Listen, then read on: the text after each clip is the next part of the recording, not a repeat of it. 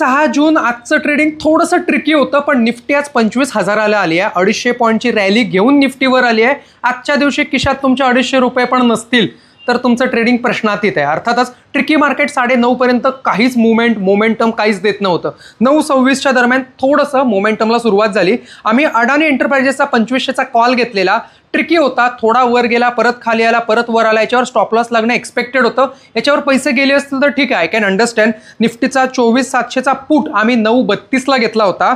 हा 154 ते 171 गेला. याच्यानंतर तो 175, 180 आणि थेट 190 पर्यंत गेला. याच्यावर 10 पॉईंट एक्सपेक्टेड होते मिळवणं, तुम्ही अपेक्षित होतं. निफ्टीचा 24,650चा पुट 9:40ला घेतला होता. हा 155 ते 165, 10 पॉईंट स्कॅल्पिंगलाच होता. यातले 5 पॉईंट पण एक्सपेक्टेड होते. 24,700चा पुट 10 वाजता घेतला होता. पुट आणि पुट बरं का, काही काळ सुरुवातला निफ्टी पुटला होती, जी नंतर अचानक कॉलला निघून गेली. याच्यावर पण छान स्कॅल्पिंग झालं. 1,000-1,200 रुपये याने पण दिले होते. याच्यानंतर स्टॉक ऑप्शनला आम्ही लक्ष घातलं. हिरो मोटोकॉर्प 4300चा कॉल होता.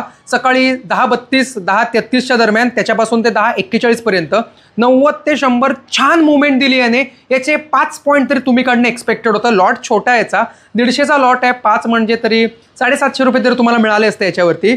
57-100चा कॉल बँक निफ्टीचा हा 11:15ला घेतला, कारण 11:15च्या दरम्यान बँक निफ्टी वर जायला सुरुवात झाली. बँकेची आणि या सगळ्या स्टॉकची मुवमेंट छानपैकी वर अप थ्रस्टला लागली होती.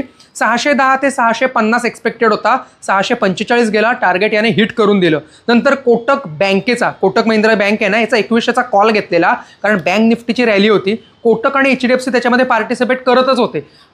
HDFCचा पण एक कॉल होता, थोडा वर गेला, परत खाली आला. त्याने जरा दमछाक केली, पण कोटकने मात्र 31, 32, 33 छान मोमेंटम दिला. 1-2 पॉईंट तर याने सहज काढून दिले. मारुती 12,500चा कॉल होता. निफ्टी वर जात होती, सगळ्या कंपन्या, सगळे ॲडव्हान्सिंग स्टॉक वर जात होते. याच्यात हात धुवून घेतला आम्ही मारुतीमध्ये. मारुती, M&M आणि आपला हिरो मोटोकॉर्प म्हणजे ऑटोमोबाईल आहे ना, याने छान सेक्टरला अपथ्रस्ट दिला. मजा आली बरं का. साधारण 11, 11:15 दरम्यान आहे ना, याने छान पैसे कमवून दिले. मारुती तर 175 ते 200 आमच्या डोक्यात पक्का होता.